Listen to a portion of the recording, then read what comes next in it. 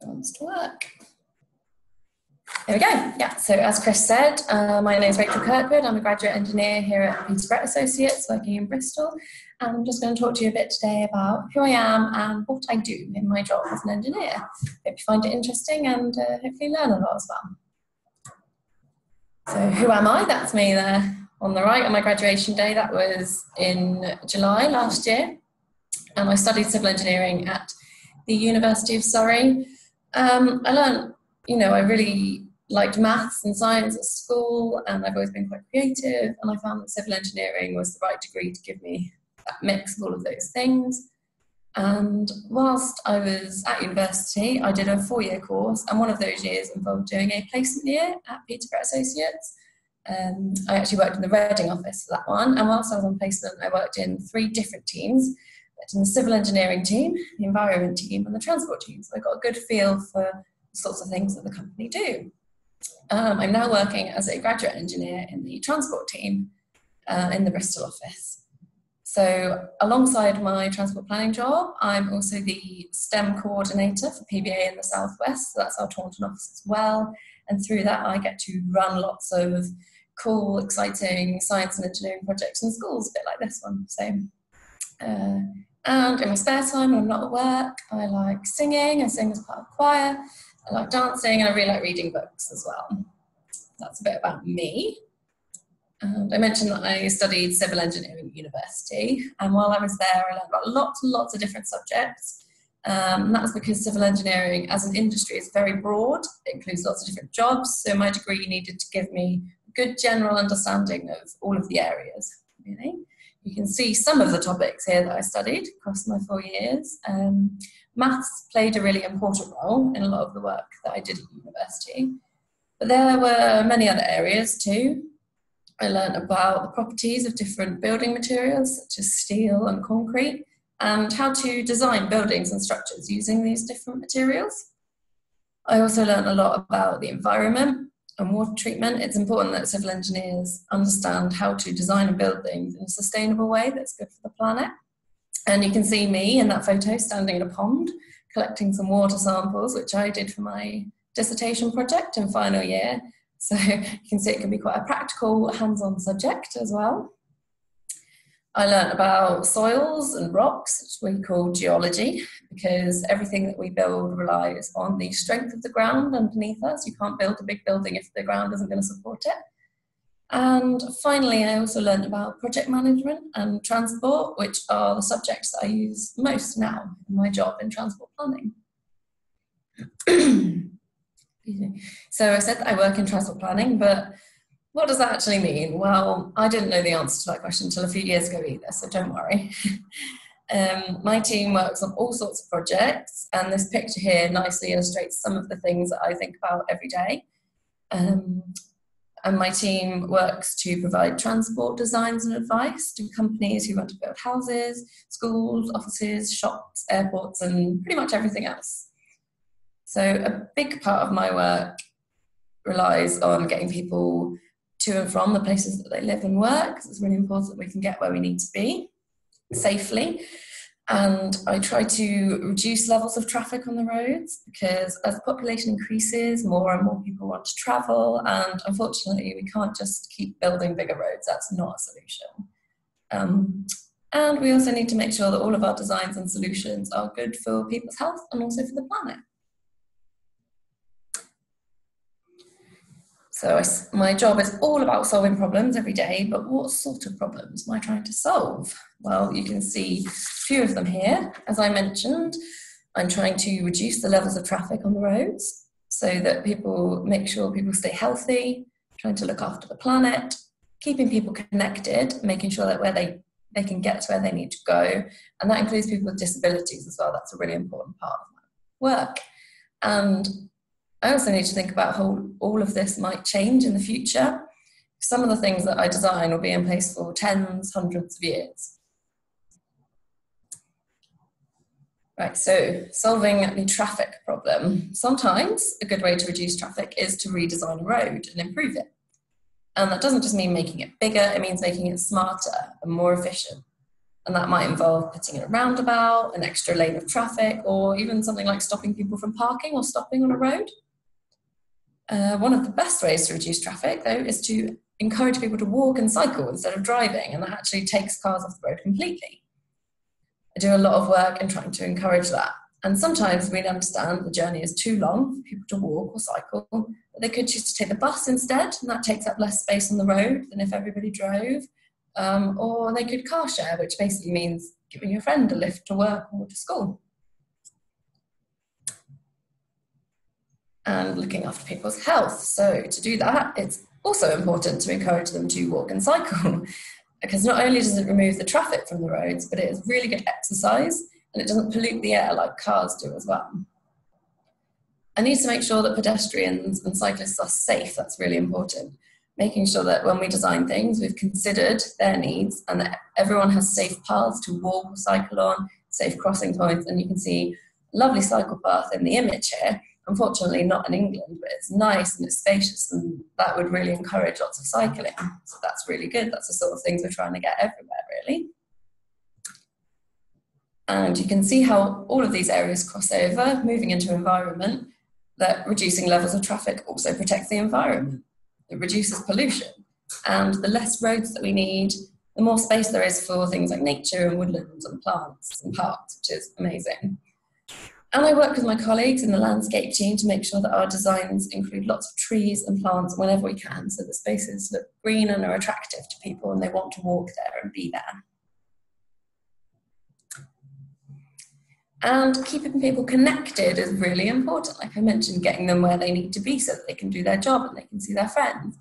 But sometimes problems arise in engineering all the time. And I want to give you an example of where we in the engineering industry have learned from our mistakes in this area. So not that long ago, engineers and designers came up with this idea of something called shared space, where you can see an example of that in the image there. And that was designed to encourage walking and cycling, mostly in town centres. And what they did is they took road markings and sort of official footpaths away from the space, which was meant to make it more attractive and take the focus away from cars so that traffic would slow down and people felt they had a priority. And it seemed like a great idea at first. And so these sorts of areas are built all across the country, and there's lots of them in existence now. You might have one near you, you might not even realise it. Unfortunately, recently, we found out that these designs aren't safe for a lot of disabled users. People with a visual impairment, which means they can't see very well, they found it very difficult to know where it was safe to walk, where a car might be, and that's obviously very dangerous. And it was actually preventing lots of people from using the space because they didn't feel safe. So we're actually not allowed to build these spaces anymore, and the government have recently decided we need to stop building them like this, and the government are now trying to work out on the best way to fix this in future so that we can design so that everyone feels safe and happy, but also we can still keep the focus on walking and cycling and slow down cars. And looking to the future, well, I mentioned that things that I design now might be built within the next 5 years or so. They will be there for tens or hundreds more years after that. So it's really important I keep up to date with new technologies such as drones or self-driving cars, because they might affect the way that people travel in the near future. We try to design with these things in mind. It can be really hard to do that for things that aren't fully developed yet. We don't know what their needs will be or what those impacts will be. One example of designing for the future is the fact that electric vehicle charging points are now included within most new developments. And that's really good because it's sustainable.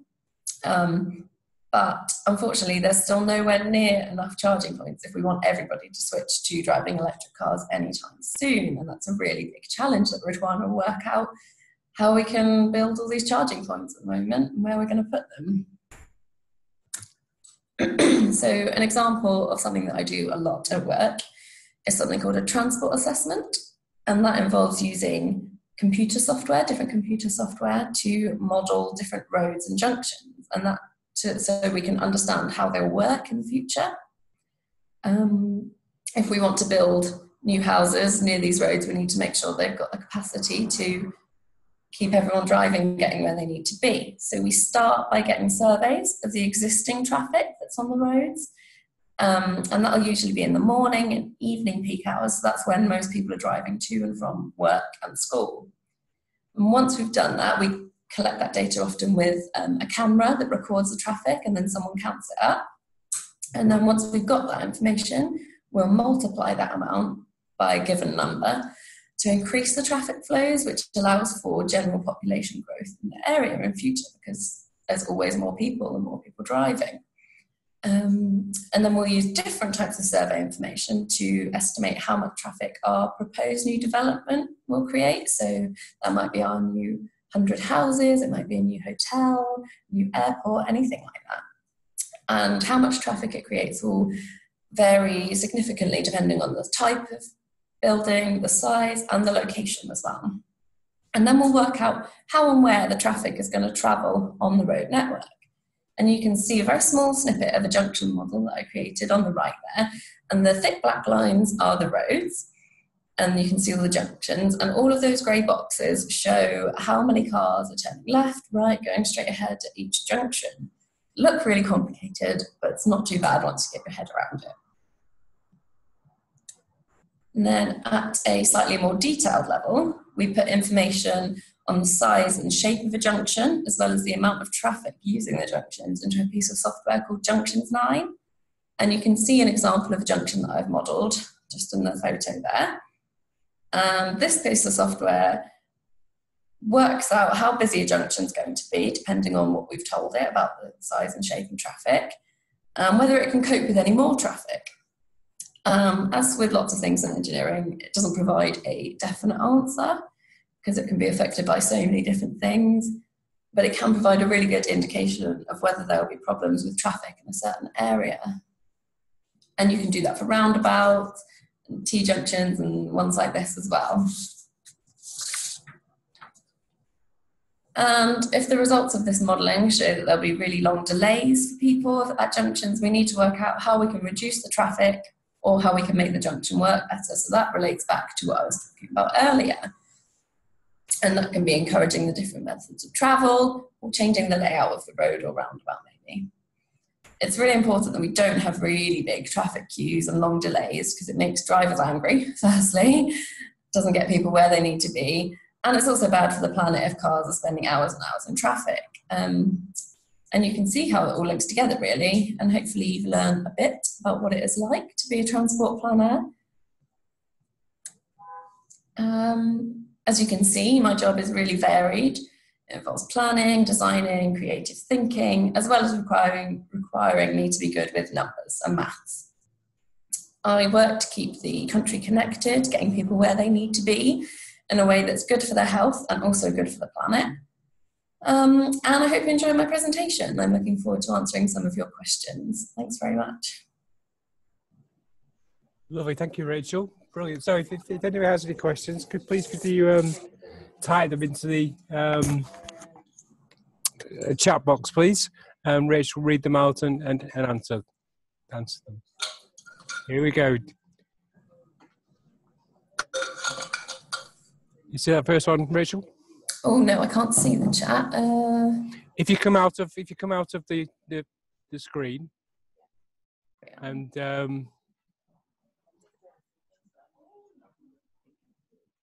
you come out of, if you go the little menu at the top, it says exit share.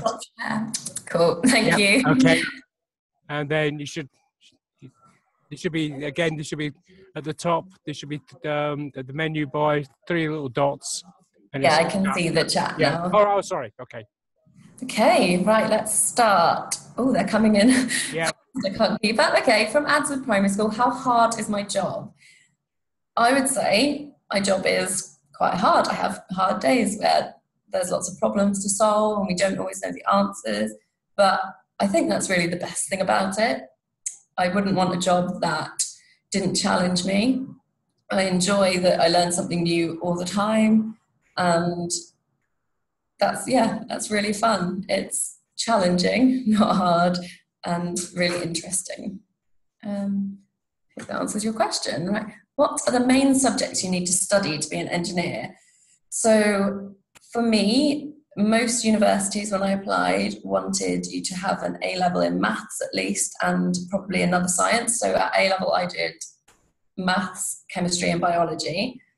At the time, I didn't know that I wanted to be an engineer. And if I looked back now, I might have done physics A-level as well, because a lot of people on my course had done that. It wasn't necessary, but I think it was quite important, and it helped them that they'd done that. But you don't have to. They do engineering apprenticeships these days, where as long as you've done your GCSEs and got reason A to C, I think, in your maths and English at school, there's other routes into it as well. So it depends on your personal preference, really. But if you can, and you're thinking of doing A-levels and things somewhere down the line, definitely maths is a really important one. Right. Have I ever designed a building? I don't really work in that's more structural engineering side of things. And I learned, when I was at university, I did lots of building design. I actually designed an aquarium as one of my last projects at university, like a public aquarium where people could come and visit, and that was lots of structures, and it was really fun, but it's not part of my job now, really. That's a different team that does that. We're involved earlier on, and we make sure that they're actually allowed to design the building and build it where they want to build it. And what do I enjoy about my job? Well, I mentioned earlier that I really enjoy that it's challenging and it's really varied. I get to talk to lots of different people, work with lots of different teams in the office, and I like chatting to people, so I like all the parts of my job where I get to speak to the client, find out what they want to do, and talking to the general public to find out what their issues are with any travel. But I also like the technical side of it, doing maths, and it feels really satisfying when you find an answer to something like that. And I really enjoy where I work as well. Everyone that I work with in the office is lovely. I work with lots of different teams, and I get to work in a really cool part of Bristol, which is great as well. What's been my biggest achievement? Wow, it's a big question. Something I was really proud of when I was at university is I won a competition for designing a bridge. We had to design it and make it out of cardboard and string, and that was out of over 100 people, and I won that, which was great. It held the most weight, and I was really proud of that. And it gave me a lot of confidence in engineering and going forward in my degree. And what made me want to start my degree? I didn't know for a long time what I wanted to do, actually. I said I studied maths, chemistry and biology at A-level, and that's because I enjoyed the subjects and I thought they'd be good, but I didn't necessarily know that engineering is what I wanted to do, and I was thinking about it for a while. And my older brother is actually a chemical engineer, quite different to what I do, but he actually turned around and said to me one day, "Have you thought about engineering, Rachel? I think you'd be really good at it." And I hadn't heard anything about it at school. I didn't get to do any of these interesting things like you're all getting to do, so I didn't learn about engineering until quite late on in my life, which is why I think it's really important that we do things like this, so you can all learn about what jobs are out there a bit earlier than I did. But yeah, my brother suggested I might be good at engineering because I liked maths and problem solving, and the more I looked into it and the options, I found that I actually really did like the sound of changing the world around me by doing civil engineering. Excuse me, I'm losing my voice a little bit. In Invergowrie, how many people graduated in engineering in your year and got jobs?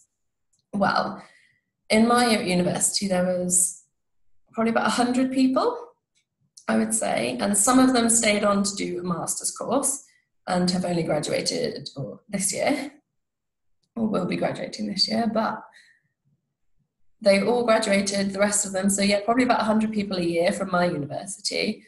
And everyone that I've spoken to that I know has either got a job now or is doing further studies, so might be doing a master's in something else, because engineering is an amazing subject for getting a job at the end of it. And a lot of us actually had these jobs lined up before we'd even finished university because we did placements and things. So there's great opportunities for that as well.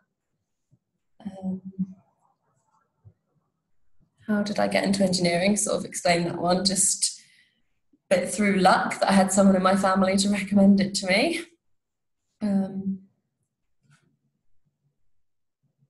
And do I get to travel to other countries with my job? I haven't had a chance yet to travel, but my company has actually recently joined a big global company called Stantec, and they've got offices in Canada, America, and all over the world, really. So I'm hoping that maybe for a few months, 6 months or something, I might get an opportunity, now that we're part of that global network, to travel. And that's a good thing about engineering as well. They need engineers all over the world. So if you particularly wanted to travel anywhere, you could pretty much take it where you wanted to go. They always need to build things. And Peel Primary, how many hours do I work in a week? Normally I just work 9 till 5:30, Monday to Friday, and then with an hour's lunch. So that's 37.5 hours a week, and that's quite standard working week for people in this industry. Sometimes, obviously, if you've had a busy day, you have to work a little bit more than that, but they're quite good, and it's a good company as well for making sure that you have a work-life balance and you get to go home at the end of the day. But if you do civil engineering and you go into contracting, which is people that are on site a lot more, they often do longer hours, but possibly less days a week, so they might work earlier mornings and shift work and stuff, different to me working in the office most days. I do get to go out on site occasionally though, which is good fun. How did I know that this was even a job and how long I wanted to work in the industry? Similar to what I said earlier, not very long. And transport planning specifically, I only found out about when I went on to placement at university. I was doing civil engineering and I thought it was interesting, but I still didn't know which part of that I wanted to go into. And went on placement, and because the company got to move me around and I got to try different things, that's when I got to actually try transport planning. Didn't know what it meant, didn't know what I was going to do, didn't even think I particularly want to do it that much. And then when I actually started working in it and I got to see the variety and the fact there was a technical side, also a communication side of it, project management, I really enjoyed that and felt that it fitted quite well for me. And how long have I wanted to work in the industry? Yeah, similar. Not that long, really, in the grand scheme of things, because I was quite confused when I was younger. I didn't know what the options were to me. They didn't do as many sorts of things trying to teach young people about engineering. So I didn't learn about it. And really, when I was at school and I was doing science, that's good science and things like that, and at college, people used to say to me, oh, so you want to be a doctor? So you're good at science and maths. So I spent a long time going, yeah, maybe I want to be a doctor. And then it was only really that it was fortunate that I had engineers in the family to point me down the line, and just started doing my own research into it, really. So I knew I wanted to work in the engineering industry before I applied to university, because it was amazing. You got to really make a difference, and it covered lots of the things I was interested in, and especially as I knew it was really underrepresented for women, I really wanted to get into it as well. That encouraged me too, to show the men that we can do it too. What materials do I use in my job, and how do you find the right instructions for your job? So I mentioned that I use lots of different software, and this can be quite confusing at first. It helps that there's lots of people in the team that are experts and have good experience using it, so they can usually teach you. But there's also usually guides. For example, when I was working on placement, I worked on a project that involved pedestrian modelling and a bit of software that nobody in the company had really used. And I sort of had to teach myself how to use that by using the sort of online guides, and they had people that you could call to ask questions. So sometimes you have to use your initiative a bit and try and work it out for yourself, but it really helps that there's lots of people around you in the team that are quite experienced, and there's usually someone who knows the right answer and can guide you. if I were to go back in time, what would I build? Wow. I mean, probably something pioneering like aircraft or bridges. I'm quite a big fan of Isambard Kingdom Brunel, who did a lot of work in Bristol actually, and he was involved with boat building and bridges and tunnels and railways and all sorts of things. So if I could go back and do some of the stuff that he did, that would be really cool. Okay, in my job, how do I go about encouraging people to walk or cycle? So I do lots of what we call travel planning, and that involves writing up a document before people move into houses, and it includes lots and lots of information on local routes in the area and where people can cycle, information, and we put on events such as free cycle training and encouraging that sort of thing, or we pay for people to get a new bike. And also it's just about raising awareness of people about what the benefits are for these things. And we will also, just providing them with information really. And each company will have targets. If they build a new house, they have to make sure that a certain amount of people are walking and cycling. And we try and, the best thing to do is build things close to where people want to be so they can walk there. So we try and build things close to shops and schools. If we're building houses, it's really important that they're in good locations so that people are able to walk and cycle. What percentage of females are on my course and at work? Well, as I mentioned, is quite underrepresented for women. On my course, I think there was about maybe 20% of us were females, which is quite good for engineering, which is sad, because obviously we'd like it to at least be half and half.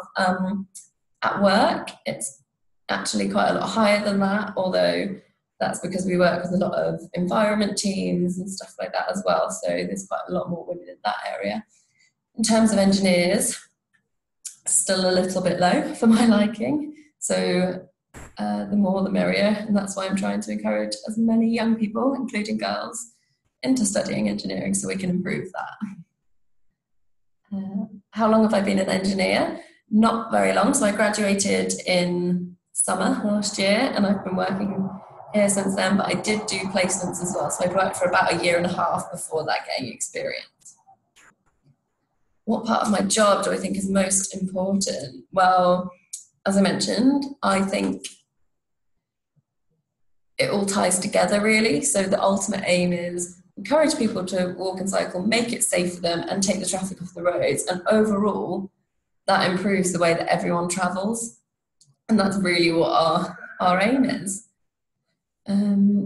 Was I inspired by anyone? So as I mentioned, really, I've got engineers in the family. My dad was an engineer in the army, my older brother's an engineer, so I find my family quite inspiring, and they're the ones that really encouraged me into it and have supported me through it, so they probably inspire me the most, my family and my friends. What's the starting salary for a civil engineer? That can vary a lot depending on whether you want to work in an office, what sort of job role you want, if you want to work out on site. But at the moment, typically probably about £23,000 to £28,000. It can vary quite a lot, but I would say that's about the range. So it's really not bad. Yeah, quite good. And then there's good potential to progress as well through that. And what was the hardest thing I had to study? I found a lot of my maths modules really difficult because a lot of people at university had done further maths at A-level and they'd done physics, so they had a lot more knowledge than me, so I had to work really hard with some of them. Because maths is really important, but at university it was it was quite high level, and that wasn't necessarily for me, and my strengths lie in other areas. And some people were really good at maths, but got through it, just worked hard, and it was fine in the end. What was my favourite thing that I've worked on? Interesting. I would say that I did a transport assessment for a community hub in London that was going to be on a boat. So obviously that had a lot of challenges, working out it was going to move around. So we had to work out where people were going to park, how people were going to travel to it every single time it moved around. And you couldn't just build a car park, put bike racks. There was a lot more considerations. And I think because that was really different, really interesting, that was one of my favourite things that I've worked on. What are the biggest challenges of my job? Well, it involves working with lots of other people, and sometimes that can be hard. Sometimes people from the council don't necessarily want the same things that you want, so there's a lot of negotiation involved, and that can be difficult. And also, we work with a lot of complicated software, and sometimes that doesn't do what you want it to do either, so that can be quite difficult as well. What's been my best creation so far? I think one of the things I'm most proud that I've created recently is actually a STEM activity. So it's not really related to my transport planning job. I've designed and developed a sustainability and planning based STEM activity that we're actually going to start taking out into schools now. And I've sort of done that off my own back and organised that. And I'm really proud of that. Is this my first job? When I was at school and college, I had lots and lots of different jobs. I worked in supermarkets, I worked in a pharmacy, I worked in all sorts of places. And whilst this is my working with PBA and placement was my first engineering job, those are really important for me to just get general experience in working and communicating with people and working hard and time management. So I definitely recommend, as soon as you're old enough, to start getting any sort of work experience, because it all helps and it's all really important. If I weren't an engineer, what would I be? Well, I mentioned that I love performing, singing and dancing, so probably something to do with that, maybe in musicals on the West End, very wild dream of mine. But yeah, that's what I enjoy as a hobby, so maybe something like that. How long is my typical working day, and do I have to work at weekends? I think I covered that earlier, really. It's Monday to Friday, 9 till 5:30 most of the time. So, is it hard to be a woman in engineering? I don't find it hard at all, actually, because that's one of the things that made me want to do it. I really wanted to improve our representation, and actually, particularly in the office I work in, it's not seen as a barrier. It's not an issue at all. Everyone's really kind, and that's fine. And I think opportunities are opening up a lot more for women now. So it's just perceptions still. I think when I was at university, I still got lots of people saying, oh, you don't look like an engineer. And that's the hardest bit, is trying to explain that actually an engineer can look like anyone and can be a woman and can be young. And so I'm trying to change that now. If I could choose my degree again, would I still want to be a civil engineer? Yeah, I think it was a really good degree choice. I didn't know what career I wanted out of it at the end, but I knew that it would provide me with a good basis and that it would be challenging and that it was really important. So I think it was a really good choice, and I think it opens up lots of doors. And as I mentioned, I'm really passionate about getting more people into engineering, so I'd have to say that I want to do it again, or maybe a different type of engineering just for a change. But okay, when I was growing up, what did I want to be? I didn't know, really, to be honest with you. I went through all sorts of different things. I wanted to be a pop star, I wanted to be a lawyer, I wanted to be a vet.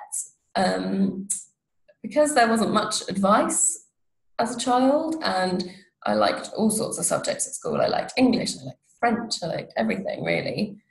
I changed my mind a lot, and that was quite hard to work out which one of those I wanted to take forward into my career. And because I had absolutely no idea that transport planning existed as a job back then, or civil engineering really existed, I didn't know. So hopefully you'll all be a bit more informed and you might have a bit better idea than I did.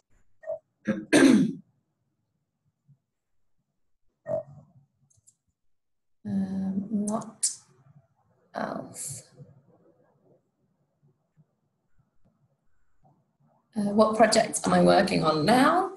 Well, I am working on travel planning for a business park in Oxford, and that involves what we were discussing earlier about encouraging people to walk and cycle mostly. So we speak to all the staff that work there and we tell them about all the great opportunities there are for walking and cycling. We'll organise events where people, bike shops and things like that, come in and display to people and show them the opportunities that are available to them. So that's one of the main projects I'm working on at the moment, and that's really good fun. It's lots of project management, sustainable travel, which is really interesting.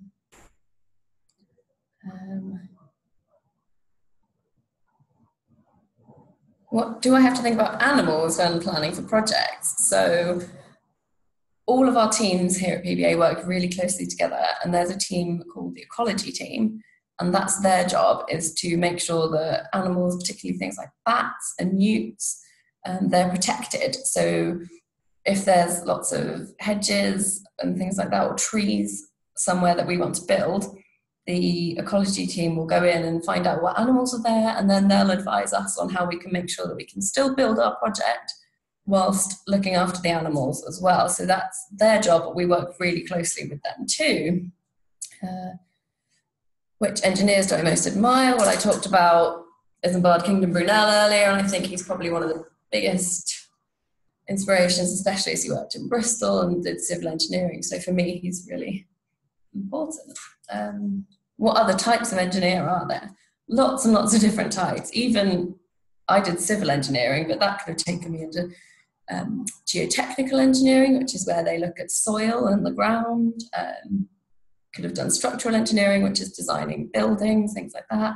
There's mechanical engineering, and they look at lighting and cooling and things like that. Electrical engineering, aeronautical engineering, where they design planes and spaceships. There's so many different types, and they all have common themes of physics and maths and creativity and things like that. It just depends on where your personal interests lie and what you really want to make a difference in, what area you like best, really.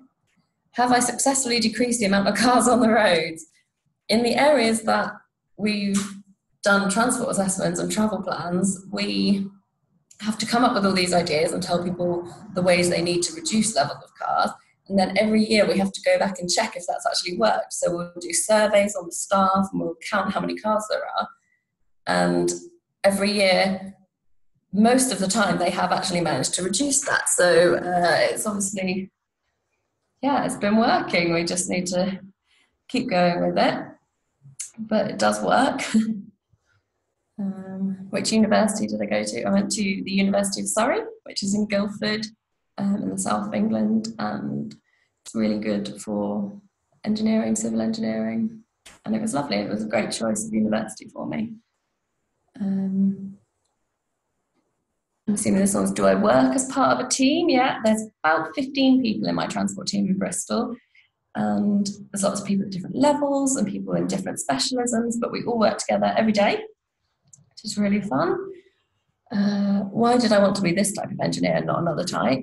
That's a good question. I thought about doing aerospace for a while because planes and space seemed really cool, but actually I realised that civil engineering impacted everything around me. It was the roads, buildings, cars, it was just everything around, and you could see real differences with everything that you did, and it was really varied as well. So that's why I chose this time. Do I work with other people who design cars? I don't actually in this industry work with people that design cars. That's more, they do, I can't remember what it's called, but there's specific people that do that, but it's not really related to what I do. Do I attend any engineering events? Well, I mentioned that I'm the STEM coordinator here, so I always try and make sure that I'm going to and running lots of different events in schools, running activities, so I do quite a lot of that actually, yeah. How old was I when I started working here? I was actually 24 when I started working here. It took me long to work that out, but yeah, because I had a gap year and stuff before I started university, so I was a little bit older than some of the other graduates, still quite young. How many people do I work with? There's about 70 people in this office. and there's about 750 people in PBA nationally. And as I mentioned, we're now part of Stantec, who have 22,000 people across the globe, so quite a lot of different people.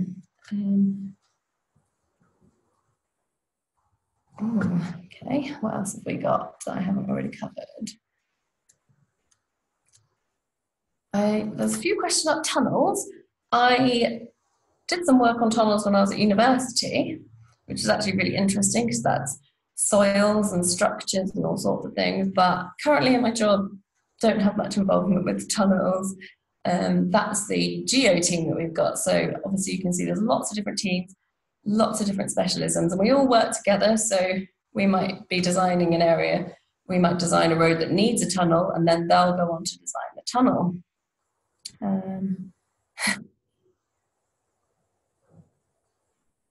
What do you have to do if you find newts or bats when designing a new project? So that's what I was talking about, ecology.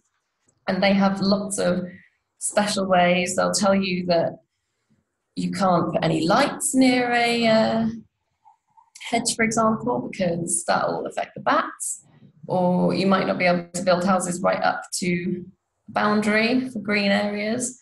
And they've got lots of special, for example, some reptiles have special seasons where they're most vulnerable, so you can't construct during that time. So they know lots and lots about when's the right time to do construction, things like that.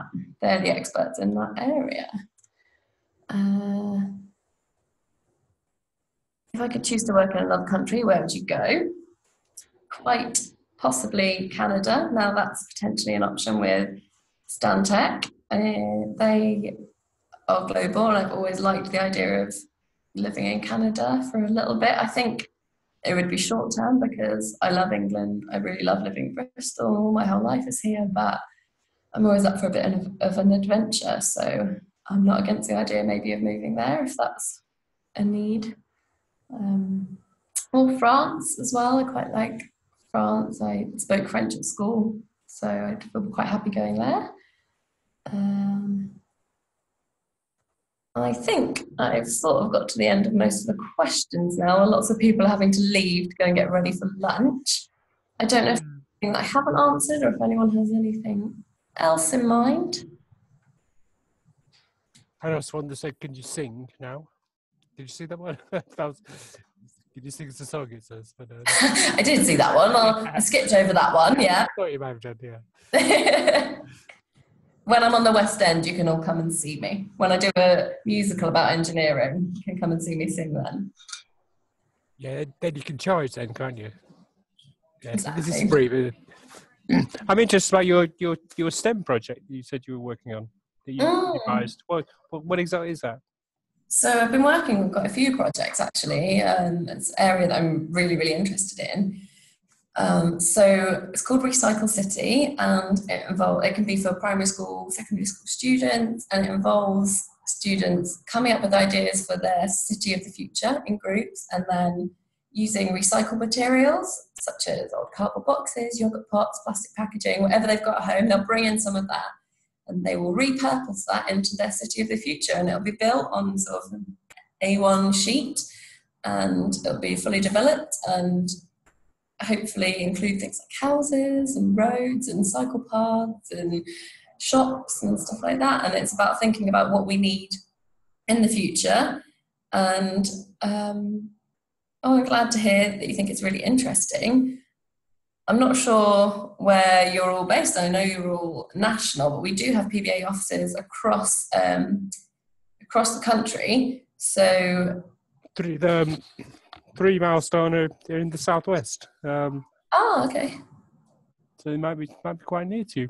Yeah, well, I'm happy if... Oh, in Cornwall. Well, if any teachers particularly want to get in touch with me, they can. PBA will be running these activities and we're happy to take them to schools. It takes about an hour and a half for a session, and it can be run with sort of, groups of classroom-sized groups.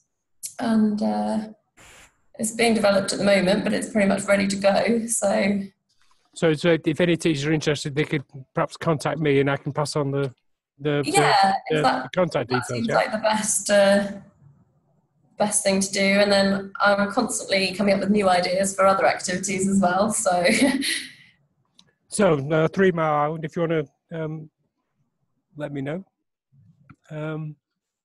Well, I'll send you. I'll pass you Rachel on 3 Mile Island's contact email. Then you can contact them. Yeah. yeah, no problem. Okay, brilliant, wonderful. So is there any more questions, anybody?